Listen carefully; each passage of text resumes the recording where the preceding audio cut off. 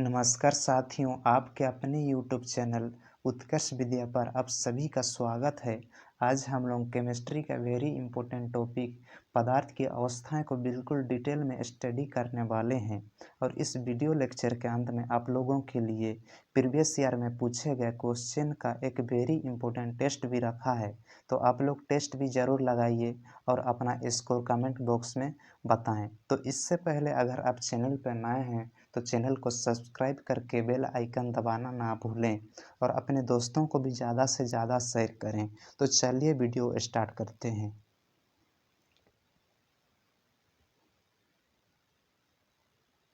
तो देखिए दोस्तों, पदार्थ की अवस्थाएं शुरू करने से पहले रसायन विज्ञान का हिस्ट्री क्या था ये जानना हमारे लिए काफ़ी इम्पोर्टेंट हो जाता है। तो एक नज़र हम लोग इसका इतिहास पर डाल लेते हैं। तो देखिए दोस्तों, 18वीं शताब्दी से पहले रसायन विज्ञान को किस नाम से जाना जाता था? तो 18वीं शताब्दी से पहले रसायन विज्ञान को अल्कीमी के नाम से जाना जाता था, जिसका अर्थ होता है जादू टोना। उसके बाद देखिए, 18वीं शताब्दी के बाद एक महान वैज्ञानिक आए जिनका नाम है एंटोनी लेवोजियर। उनके महान योगदान के कारण आज हम लोग रसायन विज्ञान का जनक के रूप में एंटोनी लेवोजियर को याद करते हैं। तो कहीं पर क्वेश्चन आ जाए कि रसायन विज्ञान का जनक या पिता किसे कहते हैं, तो क्या हो जाएगा? एंटोनी लेवोजियर। तो देखिए, आज जो हम लोग केमिस्ट्री शब्द का यूज करते हैं ना, तो वह एक मिश्र भाषा का शब्द है जो किससे बना है? कीमिया से बना है, जिसका अर्थ होता है काला पदार्थ। तो आगे बढ़ते हैं। तो देखिए, आज जो हम लोग एंटोनी लेवोजियर को रसायन विज्ञान का जनक या पिता के रूप में याद करते हैं, तो उन्होंने रसायन विज्ञान के क्षेत्र में उनके महान योगदान के कारण ही आज हम लोग उनको याद करते हैं, रसायन विज्ञान का जनक मानते हैं। तो उन्होंने क्या क्या दिया था इस दुनिया को, उसके बारे में थोड़ा सा देख लेते हैं। तो सबसे पहले तो आप ये याद रखिएगा कि रसायन विज्ञान का पिता या जनक बोले तो कौन हो जाएंगे? एंटोनी लेवोजियर। उन्होंने एक बुक दिया था। उस बुक में उन्होंने क्या दिया था? देखिए, उस बुक में उन्होंने रसायन शास्त्र के तत्वों की परिभाषा दिया था। उसके बाद देखिए, तीसरा नंबर में है खोज। ऑक्सीजन की जब खोज हुई, सिलिकॉन की जब खोज हुई, तो उस तत्वों के नामकरण में एंटोनी लेवोजियर का अहम योगदान रहा है। इसीलिए ही आज हम लोग एंटोनी लेवोजियर को रसायन विज्ञान का जनक मानते हैं। तो रसायन विज्ञान किससे कहते हैं? तो देखिए, इसका डेफिनेशन शॉर्ट में समझिएगा। तो देखिए, रसायन विज्ञान पदार्थों का स्टडी या अध्ययन करना ही क्या कहलाता है? रसायन विज्ञान कहलाता है, जिसमें हम लोग पदार्थों का संश्लेषण, संगठन, गुणधर्म और अभिक्रियाओं के बारे में जब हम लोग अध्ययन या स्टडी करते हैं, तो वह एक रसायन विज्ञान कहलाता है। तो देखिए, हम लोग रसायन विज्ञान में किस चीज़ का अध्ययन करते हैं? मुख्य रूप से पदार्थों का अध्ययन करते हैं। तो ये पदार्थ आखिर होता क्या है? पदार्थ किससे कहते हैं? तो इसको भी देखिए शॉर्ट में समझिएगा। दुनिया की कोई भी वस्तु आप उठा लीजिए, उसमें बस दो चीज़ें होनी चाहिए। वो क्या क्या दो चीज़ें? उसका देखो कुछ ना कुछ द्रव्यमान होना चाहिए और वो वस्तु किसी स्थान को घेरता हो, तभी हम लोग उससे क्या कहेंगे? पदार्थ कहेंगे। तो देखिए, इसका डेफिनेशन क्या लिखा हुआ? दुनिया की कोई भी वस्तु जो स्थान घेरती हो, जिसका कुछ ना कुछ द्रव्यमान हो, वह एक पदार्थ कहलाएगा। तो देखिए, इसमें हवा भी एक पदार्थ है। किसने कहा है? एंटोनी लेवोजियर ने कहा है। हवा भी ये हवा भी पदार्थ की कैटेगरी में आता है। ये हवा में भी दोनों चीज़ें होती है। क्या क्या होती है? हवा भी स्थान घेरता है और उसका भी कुछ ना कुछ द्रव्यमान होता है। तो पदार्थ की विशेषताएं क्या क्या होती है, इसको अभी हम लोग समझने का प्रयास करेंगे। तो सबसे पहले है, देखिए, सभी पदार्थ कणों से मिलकर बने होते हैं। तो जितने भी पदार्थ होते हैं ना, वो किससे मिलकर बने होते हैं? कणों से मिलकर बने होते हैं। वो छोटे छोटे कण होते हैं, उस कणों से मिलकर ही एक पदार्थ का निर्माण होता है। उसके बाद क्या बोल रहे हैं? पदार्थ के कण अत्यंत सूक्ष्म होते हैं। जितने भी पदार्थ के जो कण होते हैं ना, बहुत छोटे छोटे होते हैं, जो हमें दिखा नहीं देता है। उसके बाद क्या बोल रहे हैं? पदार्थ के कणों के बीच रिक्त स्थान होती है। तो जितने भी पदार्थ के जो कण होते हैं, उनके बीच रिक्त स्थान होता है इस टाइप से। उसके बाद आगे है, पदार्थ के कण हमेशा गतिशील होती है। ये पदार्थ के जो कण होते हैं ना, वो हमेशा गति करते रहते हैं। मान लीजिए एक पदार्थ के कण इधर गति कर रहा है, तो एक पदार्थ के कण इधर गति करेगा। उसके बाद क्या बोल रहा है, पदार्थ के कणों में गतिज ऊर्जा होती है जो तापमान बढ़ाने पर कणों की गति और तेज हो जाती है। तो प्रत्येक पदार्थ एक सबसे छोटी इकाई से मिलकर बनता है। तो मैं जितने भी जो पदार्थ होते हैं ना, वो किससे मिलकर बनते हैं, एक छोटी इकाई से मिलकर बनते हैं। तो उस छोटी इकाई को क्या कहा जाता है, उस छोटी इकाई को कहा जाता है परमाणु कहा जाता है। तो मान लो अगर कहीं क्वेश्चन आपको पूछ दे कि पदार्थ की सबसे छोटी इकाई क्या है, या पदार्थ की सबसे छोटी इकाई को क्या कहते हैं, तो क्या हो जाएगा आंसर, परमाणु हो जाएगा आंसर। तो परमाणु के जनक किसे कहा जाता है, परमाणु के जनक कहा जाता है जॉन डाल्टन को। परमाणु के अंदर क्या क्या होते हैं तो सबसे पहले तो नाभिक होता है। उस नाभिक में क्या क्या होते हैं, प्रोटॉन और न्यूट्रॉन होते हैं। प्रोटॉन और न्यूट्रॉन होते हैं और बाहर में अपनी कक्षा में इलेक्ट्रॉन घूमता है। प्रोटॉन का चार्ज होता है पॉजिटिव, न्यूट्रॉन का चार्ज होता है उदासीन यानी कि न्यूट्रल, और जो यहाँ पर इलेक्ट्रॉन जो घूमता है बाहर में अपनी कक्षा में, उसका चार्ज होता है नेगेटिव होता है। तो देखिए इसमें जो प्रोटॉन और न्यूट्रॉन जो होते हैं ना, उन दोनों के बीच क्या होता है, नाभिकीय बल होता है। और उसमें नाभिक में नाभिकीय ऊर्जा अवशोषित होती है। नाभिक में क्या होता है, नाभिकीय ऊर्जा अवशोषित होती है। तो ये परमाणु किससे मिलकर बनते हैं, परमाणु न्यूट्रॉन और प्रोटॉन मिलकर बनते हैं, या क्वार्क। इसमें जो है देखिए, पदार्थ की सबसे छोटी इकाई क्या होता है, परमाणु होता है। अगर परमाणु की सबसे छोटी इकाई पूछ दिया तो क्या हो जाएगा, क्वार्क हो जाएगा। तो ये क्वार्क से मिलकर ही परमाणु का निर्माण होता है। तो इसमें लिखा हुआ क्या, साइज ऑफ एटम। तो ये परमाणु की त्रिज्या इतना होता है, 10⁻⁻10 मीटर। उसके बाद इसमें साइज ऑफ न्यूक्लियस, ये नाभिक की त्रिज्या होती है 15⁻15 मीटर। ये एक फर्मी के बराबर होता है। और ये ऊपर वाला जो ये परमाणु की त्रिज्या है ना, ये एक एंगस्ट्रॉम के बराबर होता है, एक एंगस्ट्रॉम के बराबर होता है। इस ट्रिक के माध्यम से आप लोग इलेक्ट्रॉन, प्रोटॉन और न्यूट्रॉन के खोजों से संबंधित चीज़ों को आसानी से याद रख सकते हैं। इस ट्रिक का नाम है ईट पर नाच। तो इलेक्ट्रॉन की खोज किसने किया था, जे थॉमसन ने किया था। तो प्रोटॉन की खोज किसने किया था, रदरफोर्ड या गोल्डस्टीन ने किया था। उसके बाद न्यूट्रॉन की खोज किसने किया था, तो न्यूट्रॉन की खोज चैडविक ने किया था। तो इस देखिए छोटा सा ट्रिक है ईट पर नाच। इस ट्रिक के माध्यम से आप इलेक्ट्रॉन, प्रोटॉन और न्यूट्रॉन की खोजों से संबंधित चीज़ों को आप बड़े आसानी से याद रख पाएंगे। तो बढ़ते हैं आगे तरफ। तो इसमें देखिए पदार्थों का वर्गीकरण में आज हम लोग पदार्थ की भौतिक वर्गीकरण के आधार पर पदार्थ की अवस्थाएं को अध्ययन करेंगे। तो देखिए पदार्थ की भौतिक वर्गीकरण के आधार पर पदार्थ की भौतिक अवस्थाएं को देखेंगे। तो इसमें हमारा क्या क्या आ जाएगा, ठोस आएगा, द्रव आएगा, गैस आएगा, प्लाज्मा आएगा, बोस-आइंस्टीन कंडेंसेट आएगा। तो इन सभी चीज़ों को एक एक करके हम लोग आगे डिस्कस करेंगे डिटेल में। तो देखिए दोस्तों, पदार्थ की अवस्थाएं यानी कि स्टेट ऑफ मैटर। तो पदार्थ की जितनी भी अवस्थाएं हैं उन सभी को एक एक करके अभी हम लोग समझने का प्रयास करेंगे। तो सबसे पहला हमारा जो है वो क्या है, पदार्थ की पहली अवस्था ठोस है। तो अभी हम लोग ठोस का एग्जाम्पल, उसका परिभाषा अभी समझने का प्रयास करेंगे। तो देखिए ठोस किसे कहते हैं, वैसे पदार्थ जिनमें निश्चित आकार के साथ साथ निश्चित आयतन भी हो वह ठोस कहलाता है। तो ठोस में क्या क्या चीज़ें होती है, देखिए इसका निश्चित आकार होता है, और क्या चीज़ें होती है, इसका निश्चित आयतन भी होता है। अगर ये दोनों चीज़ें हैं तो वह क्या है, ठोस है। तो ठोस को क्या बोलते हैं, इंग्लिश में सॉलिड भी बोला जाता है। तो देखिए ठोस में और क्या क्या चीज़ें होती है। तो देखिए परमाणुओं के बीच आकर्षण बल अधिक होता है। ठोस के जो परमाणु होते हैं ना, उनके बीच का आकर्षण बल सबसे ज़्यादा होता है द्रव और गैस की तुलना में। उसके बाद देखिए निश्चित आकार होता है, ठोस का निश्चित आकार होता है। तो आगे देखिए घनत्व अधिक होता है। ठोस का जो घनत्व होता है ना, द्रव और गैस की तुलना में सबसे ज़्यादा होता है। तो देखिए इसका एग्जाम्पल क्या क्या है। देखिए पत्थर, लोहे की छड़, लकड़ी की कुर्सी, दीवार, ईंट, कलम आदि। तो देखिए इसका एक एग्जाम्पल है लकड़ी की कुर्सी।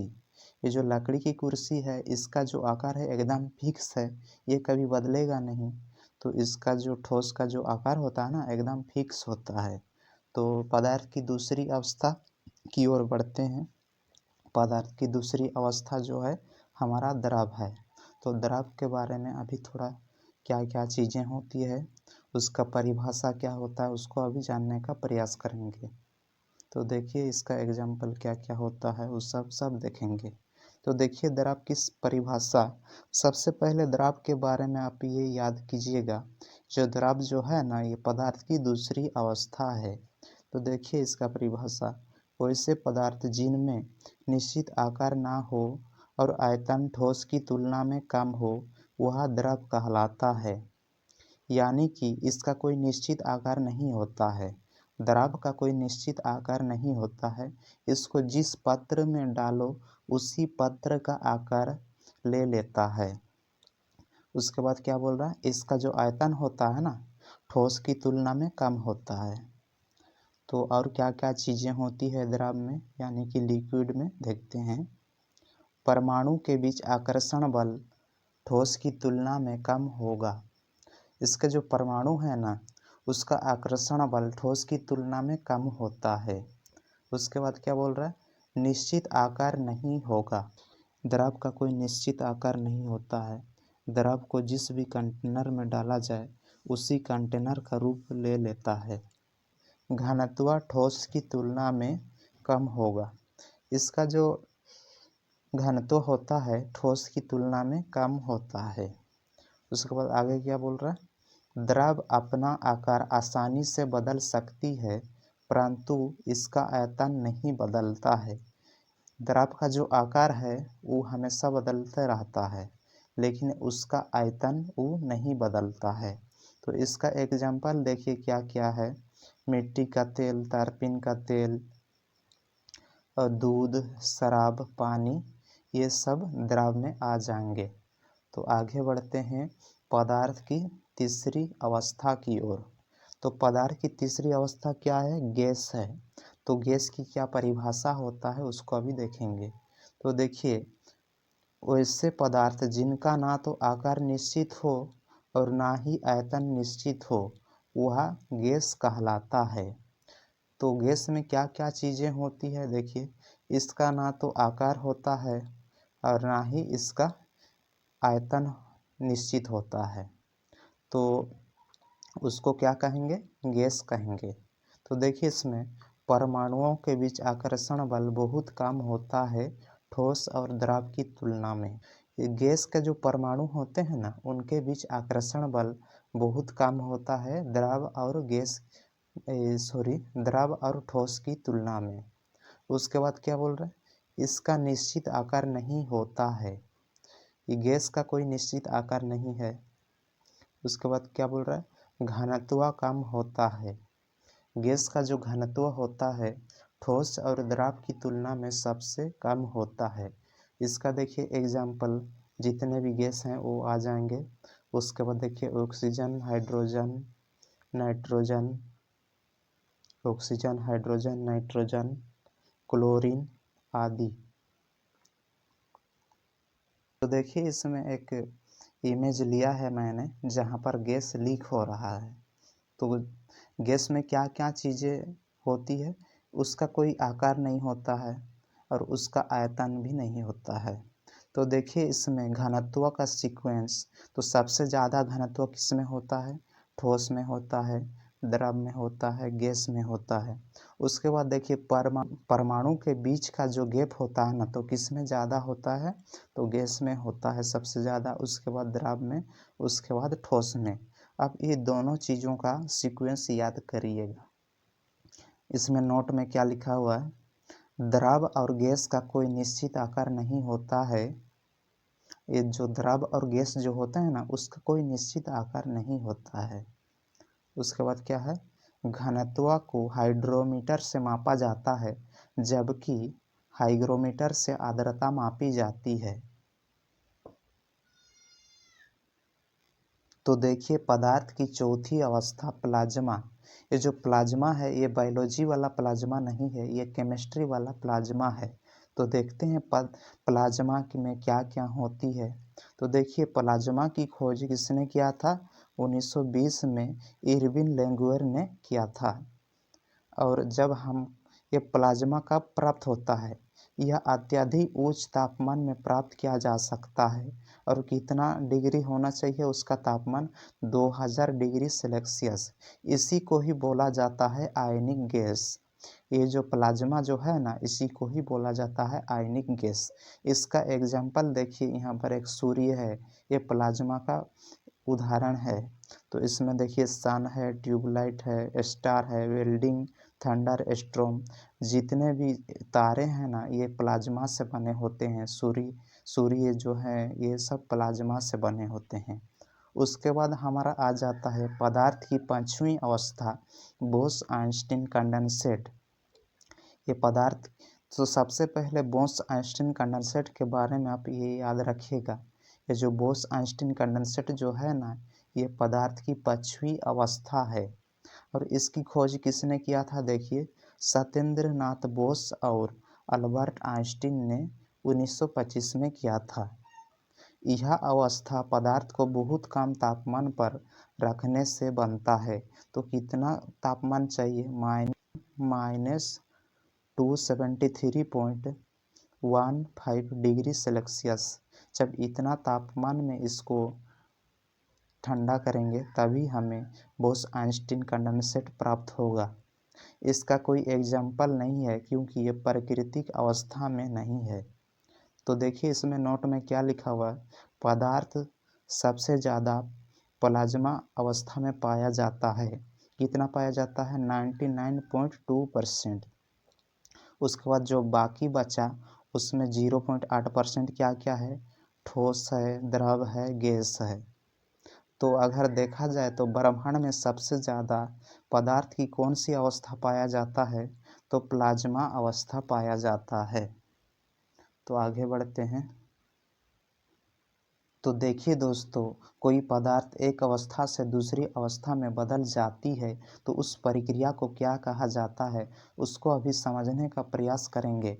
तो मान लीजिए कोई ठोस द्रव अवस्था में बदल जाती है तो उस प्रक्रिया का क्या नाम है, तो उस प्रक्रिया का नाम होता है मेल्टिंग या फ्यूजन या जामना कहते हैं।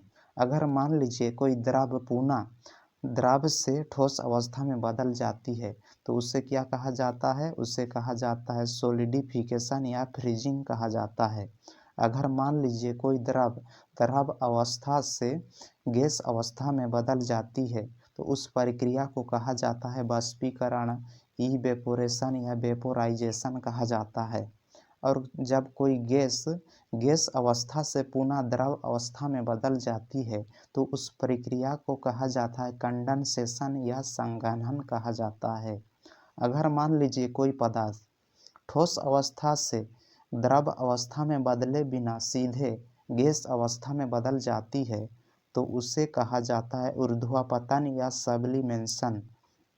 अगर मान लीजिए कोई गैस द्रव अवस्था में बदले बिना सीधे ठोस अवस्था में ही बदल जाता है तो उसे कहा जाता है डिपोजिशन, हिंदी में कहते हैं निक्षेपण। हिंदी में कहा जाता है निक्षेपण।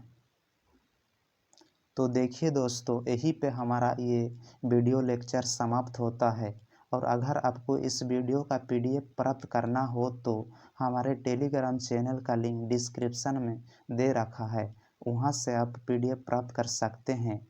तो अभी आप भागिएगा मत, अभी आपका टेस्ट बाकी है, देखते हैं आप टेस्ट में कितना स्कोर करते हैं।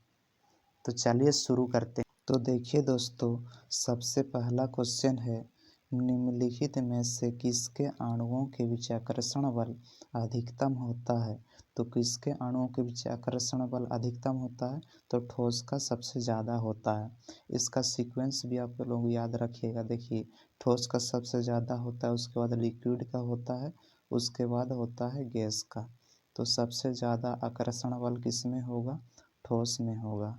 उसके बाद देखिए नेक्स्ट क्वेश्चन है हमारा, अभी तक वैज्ञानिक द्वारा पदार्थ की कितनी अवस्था तय की गई है? तो अभी तक वैज्ञानिकों द्वारा कितनी अवस्था तक तय की गई है? तो 5 अवस्था तक तय की गई है। क्या क्या है? ठोस है, द्रव है, गैस है, प्लाज्मा है, उसके बाद बोस-आइंस्टीन कंडेंसेट है। उसके बाद देखिए तीसरा नंबर क्वेश्चन, रसायन विज्ञान के जनक डॉट डॉट हैं। तो रसायन विज्ञान के जनक कौन है? एंटोनी लेवोजियर हैं। तो देखिए ऑप्शन नंबर बी में क्या लिखा हुआ है? न्यूटन लिखा हुआ। ये न्यूटन कौन है? ये न्यूटन जो है ये फिजिक्स विज्ञान के पिता हैं। ये फिजिक्स विज्ञान के पिता हैं। और ऑप्शन नंबर सी लिखा हुआ है केपलर। केपलर कौन है?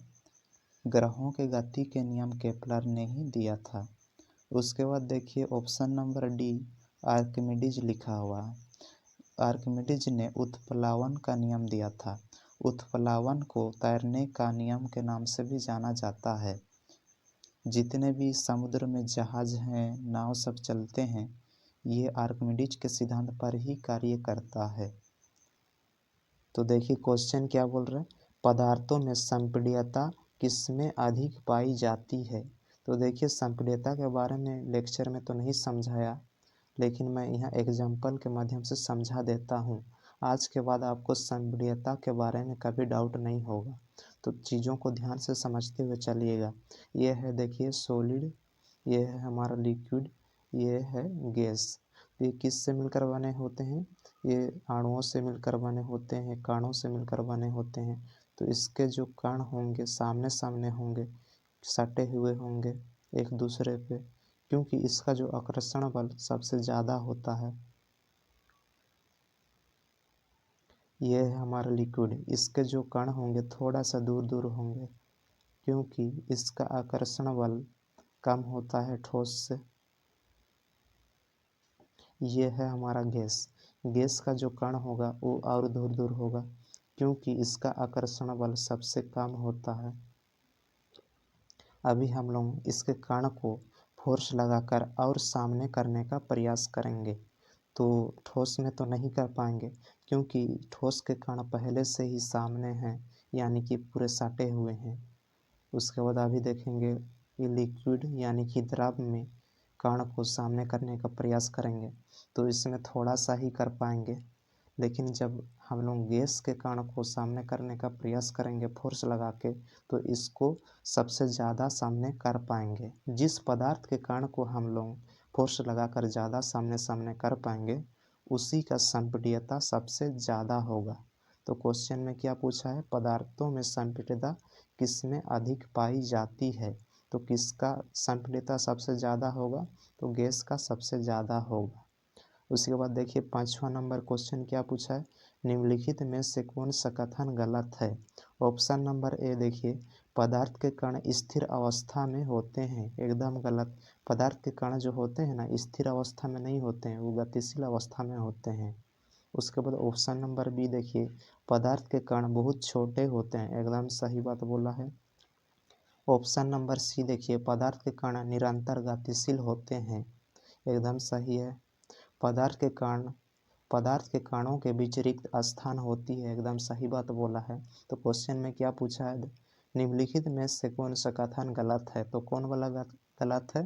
तो ऑप्शन नंबर ए गलत है। उसके बाद देखिए इलेक्ट्रॉन की खोज किसने किया था? 6ठा नंबर क्वेश्चन में, तो इलेक्ट्रॉन की खोज किसने किया था? जे थॉमसन ने किया था। आपको अगर ईंट पर नाच वाला ट्रिक याद है, तो इसका आंसर आपका सही हो गया होगा। पदार्थ की पांचवी अवस्था कौन सा है? तो पदार्थ की पांचवी अवस्था कौन सा है? Bose-Einstein condensate. देखिए 8वां नंबर क्वेश्चन, न्यूट्रॉन पर चार्ज कैसे होता है? तो न्यूट्रॉन पर चार्ज कैसे होता है? उदासीन होता है। उस प्रक्रिया का क्या नाम है जिसमें पदार्थ गैस से सीधे ठोस अवस्था में परिवर्तन हो जाती है? तो किससे परिवर्तन होता है? गैस से ठोस अवस्था में परिवर्तन होता है। तो उस प्रक्रिया को क्या कहा जाता है? डिपोजिशन कहा जाता है। तो देखिए 10वां नंबर क्वेश्चन, शीशे पर भाप जमना किसका उदाहरण है? तो शीशे पर भाप जमना किसका उदाहरण है? कंडेंसेशन का उदाहरण है। तो देखिए 11 number question, dot dot dot विसरण तीव्रता से होती है। तो विसरण किसमें तीव्रता से होती है? तो गैस में होती है। उसके बाद देखिए घनत्व को किससे मापा जाता है? घनत्व को हाइड्रोमीटर से मापा जाता है। तो देखिए दोस्तों 13 नंबर क्वेश्चन में क्या पूछा है? पदार्थ की किस अवस्था का घनत्व सबसे अधिक होता है? तो पदार्थ की किस अवस्था का घनत्व सबसे अधिक होता है? तो ठोस का सबसे अधिक घनत्व होता है। ये सीक्वेंस आप याद रखिएगा, ठोस, द्रव्य और गैस। तो सबसे ज़्यादा घनत्व होता है ठोस में, उसके बाद द्रव में, उसके बाद गैस में होता है। 14 नंबर क्वेश्चन देखिए, तीनों अवस्था में कौन सा पदार्थ पाया जाता है? तो तीनों अवस्था में कौन सा पदार्थ पाया जाता है? पानी पाया जाता है, जिसका फॉर्मूला क्या होता है? H2O होता है। उसके बाद देखिए 15 नंबर क्वेश्चन, ब्रह्मांड में पदार्थ किस अवस्था में सबसे प्रचुर मात्रा में है? तो ब्रह्मांड में सबसे ज़्यादा पदार्थ की किस अवस्था को पाया जाता है? तो पदार्थ की प्लाज्मा अवस्था को सबसे ज़्यादा पाया जाता है ब्रह्मांड में। कितना पाया जाता है? 99.2% पाया जाता है। पूरा प्लाज्मा ही भरा हुआ है ब्रह्मांड में। उसके बाद जो बाकी बच रहा है ना 0.8%, इसमें है ठोस है, ठोस है, लिक्विड है, उसके बाद गैस है। तो दोस्तों यही पे हमारा यह टेस्ट भी समाप्त हो जाता है। और इस टेस्ट में आप कितने स्कोर कर पाए कमेंट करके ज़रूर बताएं और अपने दोस्तों को भी ज़रूर शेयर करें। तब तक के लिए जय हिंद, मिलते हैं नेक्स्ट वीडियो में।